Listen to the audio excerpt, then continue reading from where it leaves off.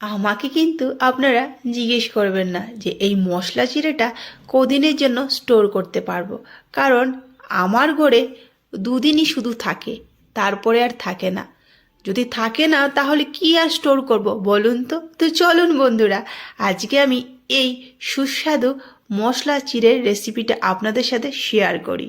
আমি এখানে নিয়েছি মোটা দানার চিড়ে। এবার দেখুন নিয়েছি আমি ধনেপাতা বেশ খানিকটা, কারি পাতা আর দু তিনটে এখানে পুদিনা পাতা আমার গাছে ছিল তাই। আর নিয়েছি বেশ খানিকটা চিনেবাদাম। এবার আমি চিড়েগুলোকে ভালো করে আমি যে নোংরা থাকে সেগুলো কিন্তু ঝেড়ে ফেলে দিয়েছি। তারপর শুকনো কলায় আমি ভেজে নিয়েছি। ভাজাটা আমি বেশিক্ষণ দেখালাম না। ভাজা হয়ে গেছে, আমি নামিয়ে রেখে দিয়েছি। এবার আমি সাদা তেল দিয়েছি, দিয়ে একে একে সবগুলো জিনিস আমি ভেজে নিচ্ছি। এখানে প্রথমেই আমি ভেজে নিলাম বাদাম, তারপর কারি পাতা ভেজে নিলাম। এবার ভেজে নেব ওই দু তিনটে পুদিনা পাতা আর ধনে পাতাটা।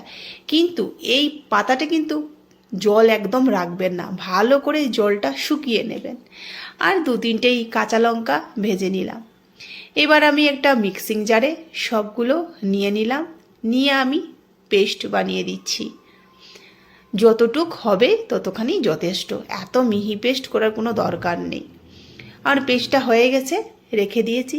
এবার দেখুন ওই ভাজা চিড়েটা আমি দেখাচ্ছি। আচ্ছা, এখানে আমি কিছু ভেজে রাখা মাখানা নিয়েছি, আমার ঘরে ভাজা ছিল সেই জন্য, আপনারাও দিতে পারবেন।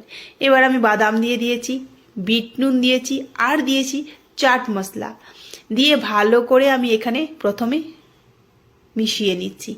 এবার দেখুন গরম তেলে ওই যে বেটে রেখেছিলাম পাতাগুলো আমি দিয়ে দিলাম, দিয়ে ভালো করে মিশিয়ে নিলাম। ওটাই আমি দিয়ে দিলাম। এবার ভালো করে মিশানোর পালা। এবার চামচ দিয়ে হবে না বাপু, আপনা হাত জগন্নাথ, হাত দিয়ে ভালো করে ঠিক এইভাবে মিশিয়ে নেবেন খুব সুন্দরভাবে, যাতে পুরো মশলাটা চিড়ের গায়ে খুব ভালোভাবে মিশে যায়। দেখুন কি সুন্দরভাবে কালারফুল হয়ে গেছে। আর দু তিনটে কারি পাতা আমি রেখেছিলাম, সেটাও আমি দিয়ে দিলাম, দিয়ে ভালো করে মিশিয়ে নিলাম। এই হয়ে গেল আমার মশলাদার চিড়ে। কেমন লাগলো রেসিপিটা অবশ্য জানাবেন, ভালো লাগলে শেয়ার করবেন। আজকের জন্য এই পর্যন্ত, টাটা।